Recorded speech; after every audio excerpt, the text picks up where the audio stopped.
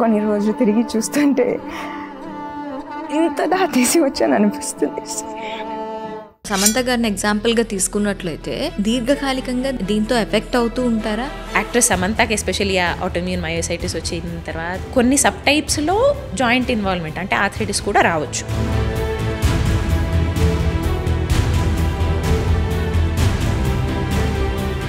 సాధారణంగా ఆర్థరైటిస్ ఉన్న వాళ్ళకి రుమటైటిస్ ఆర్థరైటిస్ ఉన్న వాళ్ళకి తేడా ఏంటి? కీళ్ళల్లో నొప్పులు రావడము, కీళ్ళల్లో వాపులు రావడము, బిగుస్తరం రావడం. అయితే రెండిట్లో మీరు అన్నట్టు తేడా ఏంటి అంటే ఎన్వైరన్మెంటల్ ట్రిగ్గర్స్ కొన్ని ప్రేరేపిస్తాయి ఈ వ్యాధిని అన్నట్టు అంటాం కదా. One of those is mental stress. గుర్తుపెట్టుకోవాల్సిన థంబ్ రూల్ అయితే హెల్దీ బ్యాలెన్స్డ్ డయట్ ఫాలో అవ్వడం.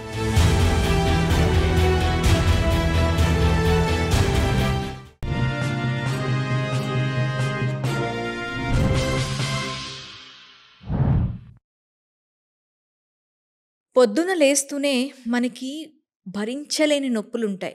కాళ్ళు కింద పెట్టాలి అన్నా కూడా మనకి ఆలోచించాల్సిన సిచ్యువేషన్స్ ఉంటాయి. ఇలాంటి సిచ్యువేషన్స్ ప్రతి ఒక్కరి ఇంట్లో ఎవరో ఒకరు ఫేస్ చేస్తూ ఉంటారు. ముఖ్యంగా వయసు పైబడిన వాళ్ళు, లేదు అంటే చిన్న పిల్లల్లో కూడా ఇలాంటి వ్యాధి లక్షణాలు ఎక్కువగా కనిపిస్తూ ఉంటాయి. మరి ఇలాంటి వ్యాధి లక్షణాలు ఉండేటప్పుడు ఏం చేయాలి? ఎలాంటి ట్రీట్మెంట్స్ అవైలబుల్గా ఉన్నాయి? డీటెయిల్గా చెప్పడానికి ఈరోజు మనతో పాటు ఉన్నారు డాక్టర్ భావన సూరపరెడ్డి, రెమటాలజిస్ట్. నమస్తే మాధురి గారు. మ్యామ్, సాధారణంగా ఆర్థరైటిస్ ఉన్న వాళ్ళకి రుమటైటిస్ ఆర్థరైటిస్ ఉన్న వాళ్ళకి తేడా ఏంటి? ఆర్థరైటిస్ అంటే కీళ్ళల్లో వాపు అని అర్థం. లిటరల్ మీనింగ్ అయితే జాయింట్స్లో ఇన్ఫ్లమేషన్ అని అర్థం. మీరు చెప్పే most common type of arthritis osteo arthritis అనేది. అంటే అది క్షీణిత వ్యాధి. వయసు పైబడ్డ వాళ్ళల్లో, అంటే 40 నుంచి 50 సంవత్సరాలు పైబడ్డ వాళ్ళల్లో కీలు లోపల గుజ్జరిగిపోతుంది అన్నట్టు చెప్తుంటారు సాధారణ భాషలో చెప్పాలంటే.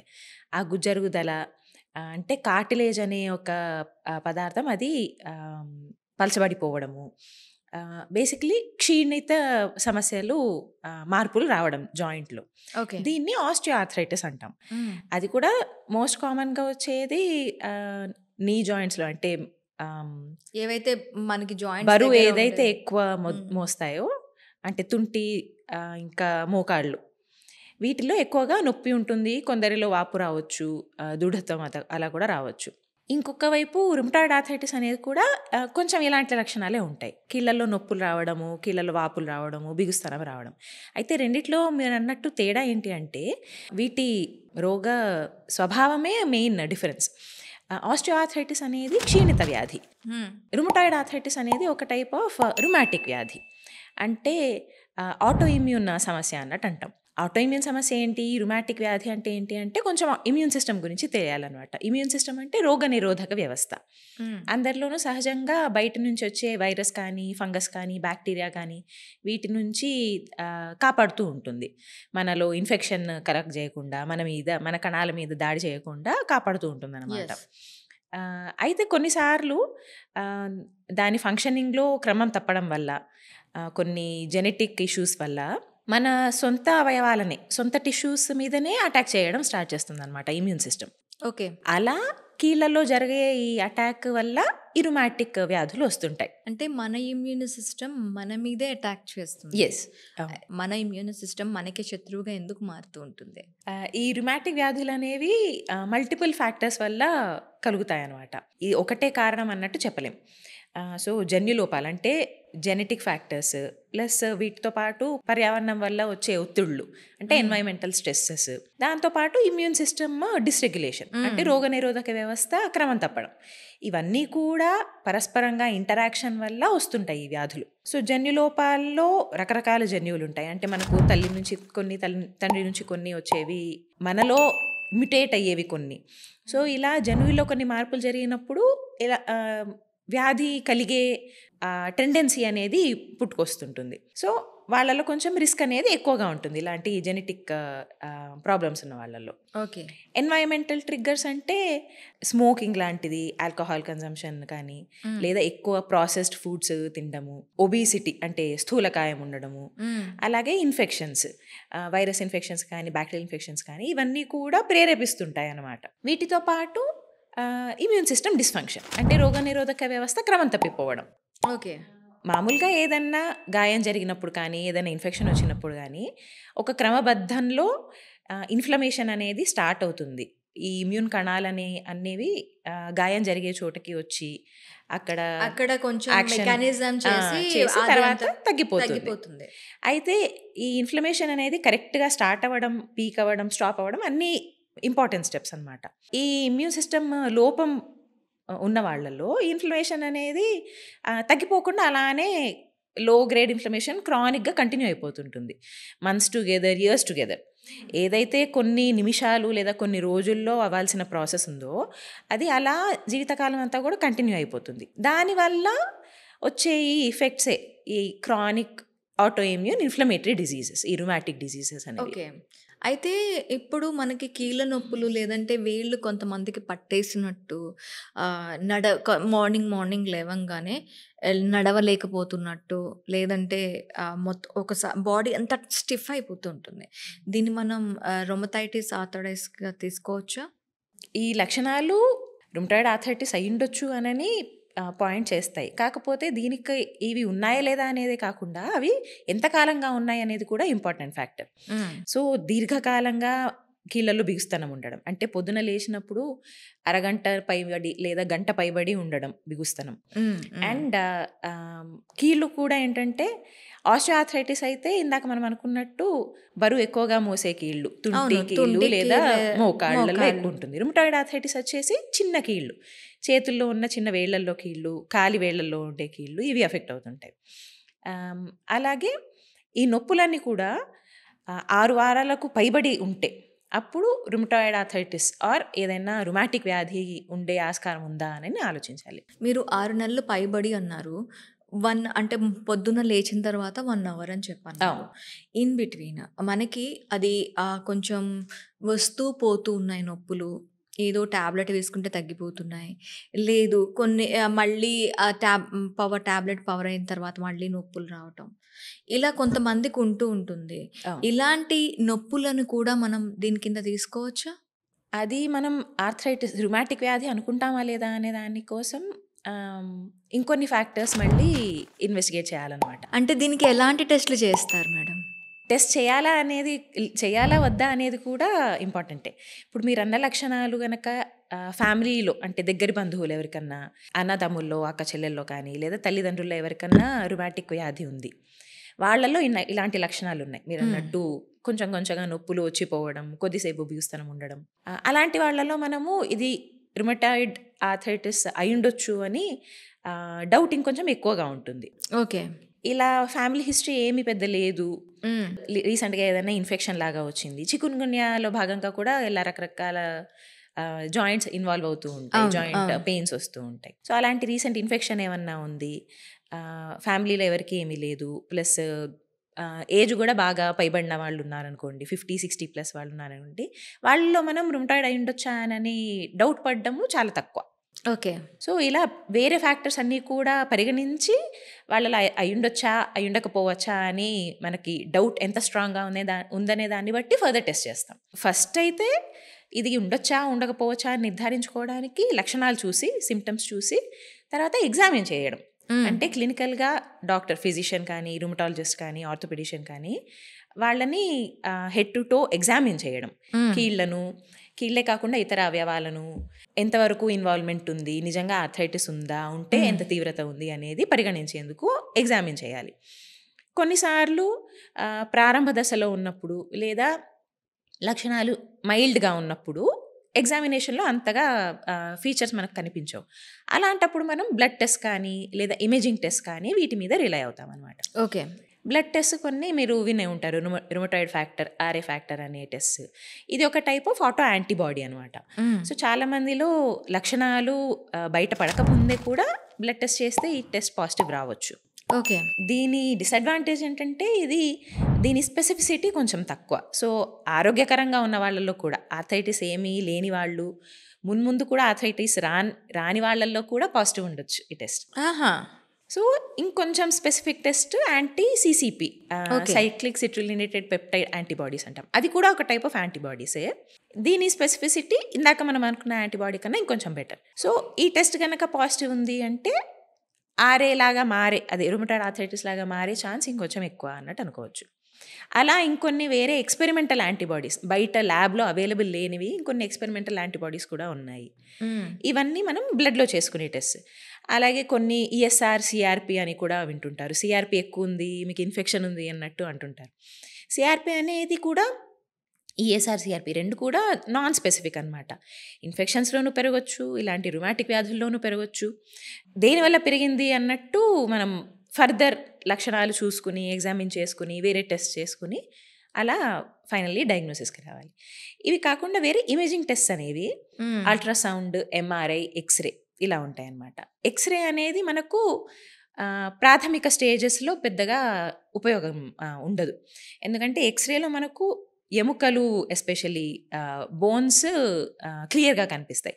వేరే సాఫ్ట్ టిష్యూస్ అనేవి, లిగమెంట్స్ అనేవి, టెండాన్స్ అనేవి ఇవి అంత క్లియర్గా కనిపించవు. సో బోన్స్ ఇన్వాల్వ్ అయ్యేంతలా తీవ్రత ఉంది అంటే వ్యాధిది, అది ఆఖరి స్టేజ్కి వచ్చేసింది అని అర్థం. ఓకే. ప్రాథమిక స్టేజెస్లో అయితే అల్ట్రాసౌండ్, ఎంఆర్ఐలో సాఫ్ట్ టిష్యూస్లో ఉండే ఎడిమా అంటే ఇన్ఫ్లమేషన్ వల్ల వాపు ఏదైతే ఉంటుందో, టెండాన్స్ చుట్టూ ఉండొచ్చు వాపు, సైనోవియంలో ఉండొచ్చు వాపు, బోన్ మ్యారోలో ఉండొచ్చు వాపు, ఇలాంటి చోట్ల ఎక్స్రేలో ఏదైతే కనిపించదో అల్ట్రాసౌండ్లో, ఎంఆర్ఐలో కనిపిస్తుంది. ఓకే. అయితే ఇప్పుడు ఈ చలికాలం వచ్చింది కదా మ్యామ్, ఈ చలికాలంలో ఉండే నొప్పులను కూడా మనం దీనిగా పరిగణించవచ్చా? చలికాలంలో చాలామంది మాకు కీళ్ళ నొప్పులు పెడుతున్నాయి, లేవడానికి కొంచెం బాధగా ఉంది అని చెప్తూ ఉంటారు. వాళ్ళలో కూడా ఈ రుమటాయిడ్ ఆర్థరైటిస్ని మనం గమనించవచ్చు అంటారా? ఓన్లీ వెదర్ చేంజెస్ వల్ల వచ్చే ఎఫెక్ట్ రుమటాయిడ్ ఆర్థరైటిస్ కాదు. కాకపోతే రుమటాయిడ్ ఆర్థరైటిస్ ఉన్న వాళ్ళల్లో వెదర్ చేంజెస్ వల్ల ఇలా వాళ్ళ సిమ్టమ్స్లో, లక్షణాల్లో కొంచెం చేంజెస్ గమనించడం అనేది అది ప్రూవెన్నే. అంటే ఎన్నో పరిశోధనల్లో కూడా అది ప్రూవ్ అయిన ఫ్యాక్ట్. బట్ దానికి వెనక మెకానిజం ఏంటంటే వెదర్ చేంజెస్ వల్ల అట్మాస్ఫిరిక్ ప్రెషర్లో చేంజెస్ జరుగుతుంటాయి అండ్ టెంపరేచర్లో చేంజెస్ జరుగుతుంటాయి. వీటి వల్ల జాయింట్స్ చుట్టూ ఉండే సాఫ్ట్ టిష్యూస్లో సైనోవియం కానీ, టీనోసైనోవియం కానీ, అండ్ జాయింట్ లోపల ఉండే ఆ ద్రవం ఏదైతే ఉందో సైనోవియల్ ఫ్లూయిడ్ అంటాం, వీటిల్లో కొంచెం కన్సిస్టెన్సీలో మార్పులు వస్తుంటాయి. అది కొంచెం చిక్కబడ్డము, చుట్టుపక్కల కండరాలు, ఈ టెండాన్స్ అనేవి కూడా బిగుసుకుపోవడం, వీటి వల్ల వాళ్ళకు సిమ్టమ్స్, ఆ లక్షణాలు కొంచెం వర్స్ అవుతున్నాయి. అంటే పెయిన్స్ పెరిగినట్టు అనిపించడం, బిగుస్తనం పెరిగినట్టు అనిపించడం, ఇలాంటివి జరుగుతున్నాయి. బట్ యాజ్ సచ్ వెదర్ మార్పుల వల్ల లోపల ఇన్ఫ్లమేషన్ తీవ్రత పెరుగుతుందా అంటే అలా అయితే ఏం లేదు. వాళ్ళ లక్షణాలు పెరిగినట్టు అనిపిస్తూ ఉంటాయి, వ్యాధి వాళ్ళకు పెరిగినట్టు అనిపిస్తూ ఉంటుంది. బట్ లోపల ఇన్ఫ్లమేషన్ ఓన్లీ వాతావరణం వల్ల మారుతుందా అంటే మారదు. ఓకే. అయితే ఇది ఎక్కువగా కీళ్ళ నొప్పులు అనగానే అది ఏ టైప్ ఆఫ్ కీళ్ళ నొప్పులైనా సరే పెద్దవాళ్ళలో కొంచెం 50 పైబడిన వాళ్ళలో ఎక్కువగా చూస్తూ ఉంటాం. ఈ రుమటాయిడ్ ఆర్థరైటిస్ అనేది యంగ్ జనరేషన్లో ఏమైనా చూడొచ్చా, లేదంటే ఆ ఏజ్ ఫ్యాక్టర్ దీని మీద ఏమైనా ఎఫెక్ట్ చూపిస్తుందా? ఏజ్ ఫ్యాక్టర్ ఎఫెక్ట్ చూపించేది క్షీణిత వ్యాధి, ఇందాక మనం అనుకున్నట్టు ఆస్టియో ఆర్థరైటిస్లో. రుమాటిక్ వ్యాధుల్లో అలా ఏ స్పెసిఫిసిటీ అంత ఎక్కువగా ఉండదు, ఏ వయసు వాళ్ళనైనా అఫెక్ట్ చేయొచ్చు. ఎందుకంటే దీని మెయిన్ మనం అండర్లయింగ్ రీజన్ చూసుకుంటే genetic effect, immune system problem వల్ల.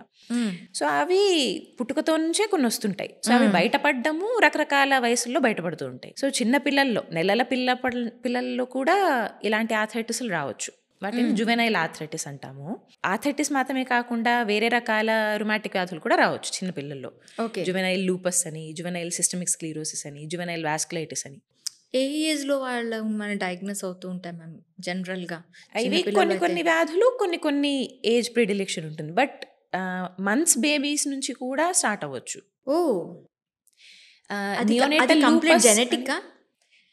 కంప్లీట్లీ జెనెటిక్ కాదు, అది కూడా మల్టిపుల్ ఫ్యాక్టర్స్ ఇన్వాల్వ్ అయ్యి ఉంటాయి. ఓకే.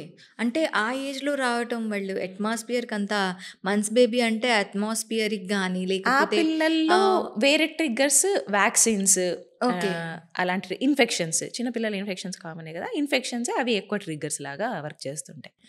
సో జెనెటిక్ ఇన్ఫ్లుయెన్స్ ఉండడం ఒక్కటే సరిపోదు. దాంతో పాటు ఏదన్నా బయట నుంచి ఇన్ఫెక్షన్ రావడము అలాంటి వేరే ట్రిగ్గర్ ఉంటేనే బయటపడుతుంటాయి. చిన్నపిల్లల్లో కూడా మనం దీన్ని కామన్గా చూడొచ్చు. ఎస్. ఒక్కసారి ఈ రుమటాయిడ్ ఆర్థరైటిస్ మనకి అటాక్ అయింది అంటే ఇది లైఫ్ లాంగ్ మనకి ఉంటుందా, లేకపోతే దీనికి తగ్గించుకోవడానికి ఏమైనా స్పెషల్ మెడిసిన్స్ కానీ ఎక్సర్సైజెస్ కానీ ఏమైనా ఉంటాయి? దీన్ని నియంత్రణలో పెట్టుకోవడానికి అంటే కంట్రోల్లో పెట్టుకోవడానికైతే మెడిసిన్స్ ఉన్నాయి. అండ్ మెడిసిన్స్ కాకుండా నాన్ ఫార్మకలాజికల్ ట్రీట్మెంట్స్ మీరు చెప్పినట్టు వ్యాయామం కానీ యోగా అలాంటి ఇతర ఎక్సర్సైజెస్ అలాంటివి ఏమైనా కూడా ఇవన్నీ కూడా supportive. So medicines and supportive treatments ఇవన్నీ ఉన్నాయి. బట్ ఇవన్నీ కూడా క్యూర్ చేయడానికైతే హెల్ప్ అవ్వవు. యాజ్ ఆఫ్ నౌ ఇప్పటికైతే ఉన్న మెడిసిన్స్తో లేదా ఉన్న అభివృద్ధులతో టోటల్ క్యూర్ అయితే లేదు ఈ వ్యాధులకు. అట్ మ్యాక్స్ మనం కంట్రోల్కి తేవచ్చు. ఆ కంట్రోల్ దీర్ఘకాలంగా ఉంచాలి అని ఏం చేస్తాము. ఓకే. సో కొన్ని నెలల తరబడి as less as possible medicines వాడడం, కంట్రోల్లో పెట్టడం, ఇది మెయిన్ ఎయిమ్ అనమాట ట్రీటింగ్ డాక్టర్స్ది. అంటే ఇది చిన్నపిల్లల్లో కూడా దీనికి పర్మనెంట్ ట్రీట్మెంట్ లేదు? లేదు, ఎవరికి పర్మనెంట్ ట్రీట్మెంట్ లేదు. ఓకే, ఓన్లీ కంట్రోల్ మాత్రమే చేయగలం ఈ వ్యాధిని. ఓకే, అయితే ఈ రుమటాయిడ్ ఆర్థరైటిస్ డైట్తో ఏమైనా సంబంధం ఉంటుందా? డైట్లో వల్ల రావటం కానీ డైట్ని ఫాలో అవటం వల్ల తగ్గించుకోవటం కానీ ఏమైనా ఉంటుందా? ఓన్లీ డైటరీ ఫ్యాక్టర్స్ వల్ల రావడం అనేది ఉండదు. బట్ డైట్లో కొన్ని మార్పులు అయితే చేసుకోవాలి. మెయిన్గా గుర్తుపెట్టుకోవాల్సిన థంబ్ రూల్ అయితే హెల్దీ బ్యాలెన్స్డ్ డైట్ ఫాలో అవ్వడం. అంటే highly processed foods, high sugar content ఉన్న ఫుడ్స్, ఎక్కువ ఫ్యాటీ కంటెంట్ ఉన్న ఫుడ్స్, సాచురేటెడ్ ఫ్యాట్స్ ఎస్పెషలీ, ఇవన్నీ కూడా ఒక ఇన్ఫ్లమేటరీ డయట్ అన్నట్టు అంటాం. ఈ మధ్య యాక్ట్రెస్ సమంతకి ఎస్పెషల్లీ ఆటోఇమ్యూన్ మయోసైటిస్ వచ్చిన తర్వాత ఈ యాంటీ ఇన్ఫ్లమేటరీ డయట్ అనేది బాగా పాపులర్ అయింది. అయితే ఆమెకు ఉన్నది ఈ రుమటాయిడ్ ఆర్థరైటిసా? అది కూడా ఒక టైప్ ఆఫ్ రుమాటిక్ వ్యాధి. బట్ అందులో ఆవిడకు మెయిన్గా ఇన్వాల్వ్ అయ్యింది కండరాలు, అందుకని దాన్ని మయోసైటిస్ అంటాం. ఆ వ్యాధుల్లో రకరకాల యాంటీబాడీస్ ఉంటాయి. కొన్ని సబ్ టైప్స్లో జాయింట్ ఇన్వాల్వ్మెంట్ అంటే ఆర్థరైటిస్ కూడా రావచ్చు. బట్ ప్రిడామినెంట్లీ అంటే ముఖ్యంగా అఫెక్ట్ అయ్యేది కండరాలు. సమంత గారిని ఎగ్జాంపుల్గా తీసుకున్నట్లయితే ఆమెకి ఉన్న వ్యాధి ఇప్పుడు మీరు కండరాలకు సంబంధించింది అన్నారు కదా, ఆమెకు కూడా దీర్ఘకాలికంగా దీంతో ఎఫెక్ట్ అవుతూ ఉంటారా, లేకపోతే తనకేమైనా రిలీఫ్ ఉంటుందా? రిలీఫ్ అనేది అదే డిజీజ్ కంట్రోల్ అనేది విత్ మెడిసిన్స్ వస్తుంది. ఆ కంట్రోల్ని మెయింటైన్ కూడా చేసుకోగలగాలి. అది కూడా with medicines and other supportive treatments control అలానే కంటిన్యూగా ఉంచుకోవాలి. ఓకే. లేకపోతే ఈ వ్యాధులు అనేవి యూజువలీ ఫ్లేర్ అప్ వస్తూ ఉంటాయి అన్నమాట. మధ్యలో పెరగడం తగ్గడం, అలా మధ్యలో పెరిగినప్పుడు ఫ్లేర్ అప్ అవుతుంది డిజీజ్ అన్నట్టు అంటాం. దాన్ని మళ్ళీ కంట్రోల్కి తెచ్చుకోవడానికి కొన్నిసార్లు జీవన శైలిలో మార్పులు చేసుకోవడము, లేదా మెడిసిన్ డోసెస్లో లేదా మెడిసిన్స్లో మార్పులు చేసుకోవడము, ఇలాంటివి చేసుకోవాలి. సో దట్ అల్టిమేట్లీ కంట్రోల్ స్టేజ్కి తెచ్చుకోవాలి అండ్ ఆ కంట్రోల్ స్టేజ్ అలానే కొనసాగించుకోవాలి. అయితే ఇది సమంత గారిలో ఈ వ్యాధి డిటెక్ట్ అయినప్పుడు చాలా సోషల్ మీడియాస్లో కానీ వెబ్సైట్స్లో కానీ తన గురించి రాసినప్పుడు తనకి ఇది ఒక మానసిక సంబంధించి వచ్చింది అని చెప్పన్నారు. దీనికి మెంటల్ స్ట్రెస్కి ఎంతవరకు ఉంటుంది మ్యామ్ సంబంధం? ఎన్వైరన్మెంటల్ ట్రిగ్గర్స్ కొన్ని ప్రేరేపిస్తాయి ఈ వ్యాధిని అన్నట్టు అంటాం కదా. One of those is mental stress. అంటే physical or mental stress can act as a trigger అన్నమాట. బట్ దానికి అండర్లయింగ్ జెనెటిక్ ఇన్ఫ్లుయెన్స్ ఉండాలి, ఇమ్యూన్ సిస్టమ్ ప్రాబ్లం ఉండాలి. వాటికి ఈ స్ట్రెస్ కూడితే బయట నుంచి అప్పుడు అది సడన్గా బయటపడుతుంది వ్యాధి. సో ఒక వయసు వరకు కూడా బాగానే ఉంటారు. ఓన్లీ స్ట్రెస్ వల్ల వచ్చే వ్యాధి కాదు. ఓన్లీ స్ట్రెస్ వల్ల వచ్చే వ్యాధి. ఓకే. సో ఒక వయసు వరకు అంతా బాగానే ఉంటారు. మేబీ సడన్గా జాబ్ చేంజ్ అవ్వడం కానీ ఆర్ జాబ్లో స్ట్రెసెస్ పెరగడం వల్ల కానీ ఇలా ఇవి సడన్గా ట్రిగ్గర్ అవుతాయి అన్నమాట, ట్రిగ్గర్ చేస్తాయి. సో అప్పటి వరకు సైలెంట్గా ఉన్న వ్యాధి సడన్గా బయటపడుతుంది. అయితే ఇప్పుడు ఎక్సర్సైజెస్ దీన్ని కంట్రోల్ చేసుకోవడానికి ఎంతవరకు ఉపయోగపడతాయి మ్యామ్? దీనికి ఏమైనా డిఫరెంట్ ఎక్సర్సైజెస్ ఉంటాయి? డిఫరెంట్ ఎక్సర్సైజెస్ కాదు, ఏ ఎక్సర్సైజెస్ అయినా అంటే యోగా మొదలు పెట్టుకుని ఏరోబిక్ ఎక్సర్సైజెస్ ఆర్ ఫ్లెక్సిబిలిటీ కోసము బ్యాలెన్స్ ఎక్సర్సైజెస్ కానీ ఇలా రకరకాల ఎక్సర్సైజెస్ ఏవైతే ఉంటాయో అవన్నీ కూడా చేసుకోవచ్చు. ఓన్లీ థింగ్ ఇలా ఆర్థరైటిస్ ఉన్న వాళ్ళు యాక్టివ్గా జాయింట్స్లో పెయిన్ ఉంది, వాపు ఉంది అన్నప్పుడు కొంచెం లిమిటెడ్గా చేసుకుంటే బెటర్. వ్యాధి కంట్రోల్కి వచ్చిన తర్వాత వాళ్ళ ఒక్కొక్కళ్ళ ఏజ్ని బట్టి, ఒక్కొక్కళ్ళ స్టామినాని బట్టి, వాళ్ళ ఎక్సర్సైజ్ కెపాసిటీని బట్టి ఎంతవరకు చేసుకోగలరో అన్ని types of exercises in safe environment అలా చేసుకోవచ్చు. ఇది చేయొచ్చు, ఇది రిస్ట్రిక్టెడ్ అన్నట్టు అలా ఏమీ లేదు. ఓన్లీ యాక్టివ్గా ఆర్థరైటిస్ ఉన్నప్పుడు, వ్యాధి తీవ్రత ఎక్కువగా ఉన్నప్పుడు రిస్ట్రిక్ట్ చేసుకుని, అదర్వైజ్ వేరే టైమ్స్లో అన్నీ చేసుకోవచ్చు అనమాట. అలా చేసుకోవడం వల్ల యాక్చువల్లీ జాయింట్స్ ఫ్లెక్సిబుల్గా ఉంటుంటాయి, జాయింట్స్ చుట్టూ కండరాలు కూడా స్ట్రాంగ్గా ఉంటాయి. సో చుట్టూ ఉన్న మజిల్స్ని కూడా బలోపేతం చేసుకోవడానికి ఎక్సర్సైజ్ హెల్ప్ అవుతుంది. ఓకే. అండ్ కొంచెం వయసు పైబడ్డ వాళ్ళల్లో, ఇంబ్యాలెన్స్ లాంటి సమస్యలు ఉన్న వాళ్ళల్లో కూడా బ్యాలెన్స్ ఎక్సర్సైజెస్ చేసుకోవడం, ఇవన్నీ కూడా హెల్ప్ అవుతాయి అన్నమాట. ఓకే మ్యామ్, ఇప్పుడు మీరు చెప్పారు కదా ఎక్సర్సైజెస్ వల్ల దీన్ని తగ్గించుకోవచ్చు, కానీ కొంచెం లైట్ ఎక్సర్సైజెస్ ఉండాలి అంటారు. కొంతమంది కీళ్ళ వాపుల వల్ల ఎక్సర్సైజెస్ కూడా లేని సిచ్యువేషన్స్లో ఉంటారు. అలాంటి వాళ్ళకి ఏంటి దారి? ఎక్సర్సైజెస్ అంటే మొబిలిటీ బాగా రిస్ట్రిక్టెడ్ ఉన్న వాళ్ళు ఎక్సర్సైజ్ బయటికి వెళ్ళి చేయలేకపోతున్నారు అన్నట్టు ఏమైనా సిచ్యువేషన్ ఉంటే, జస్ట్ జాయింట్ స్ట్రెచ్చింగ్ కానీ, అంటే వాళ్ళున్న లిమిటెడ్ మొబిలిటీలోనే, ఈవెన్ ఇఫ్ బెడ్ రిడెన్, అలాంటి పొజిషన్లో కూడా అన్ని జాయింట్స్ని throughout their range of motion, అంటే అవి ఎంతవరకు అయితే మూవ్మెంట్ ఉంటుందో జాయింట్ది అంతవరకు తిప్పుకుంటూ ఉండడం రెగ్యులర్గా. ఇలా చేస్తూ ఉండే కొద్దీ ఏంటంటే చుట్టూ బిగుస్తనం రాకపోవడం, మొబిలిటీ ఉంటుంది, అంటే ఫ్రీగా ఉంటుంది joint movement. So at least limited వరకైనా వాళ్ళు ఎంతవరకు చేయగలరో అంతవరకైనా అన్ని జాయింట్స్లో మూవ్మెంట్ యాక్టివ్గా చేసేందుకు ట్రై చేస్తూ ఉండాలి. కొంతమందిలో ఫ్రీక్వెంట్లీ వాళ్ళకి కొంచెం గ్యాప్ దొరికితే పట్లు ఇలా విరుపుతూ ఉంటారు. సో ఇది అంటే ఆ పెయిన్స్ వల్ల వాళ్ళకి అలా చెయ్యాలి అని అనిపిస్తూ ఉంటుంది. సో ఇలా చేయటం కూడా దీనికి ఏమైనా ఒక ఐడెంటిఫికేషన్, ఇదొక రుమటాయిడ్ ఆర్థరైటిస్ అని? లేదు అలా కీళ్ళు విరవడం వల్ల ఈ వ్యాధి రాదు, వ్యాధి ఉన్న వాళ్ళల్లో అది తరచుగా చేయడం అలా కూడా ఏం లేదు. అది కంప్లీట్లీ అన్రిలేటెడ్ అనమాట. అది జస్ట్ జాయింట్స్లో చిన్న చిన్న ఎయిర్ బబుల్స్ లాగా ఉంటుంటాయి, అవి ఇలా క్రాక్ చేసినప్పుడు అలా శబ్దం వస్తూ ఉంటుంది. దానికి ఆర్థరైటిస్కి ఎలాంటి సంబంధము లేదు. యూరిక్ యాసిడ్ పెయిన్స్ కానీ, ఈ రుమటాయిడ్ ఆర్థరైటిస్ పెయిన్స్ కానీ, వీటికి ఏమైనా తేడా ఉందా, లేదు రెండు ఒకటే కోవకు చెందినవా? కాదు, రెండు వేరు వేరు. ఓకే. యూరిక్ యాసిడ్ సమస్య వల్ల వచ్చే ఆర్థరైటిస్ని గౌటీ ఆర్థరైటిస్ అంటాము. అదొక రకమైన క్రిస్టల్ ఆర్థరైటిస్. క్రిస్టల్ అంటే రాయి.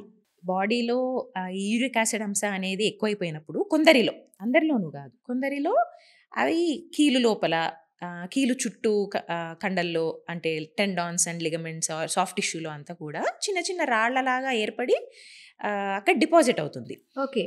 కీళ్ళ లోపల రాళ్ళు? అవును. అవి యూరిక్ యాసిడ్ క్రిస్టల్స్ అంటాం. ఓకే.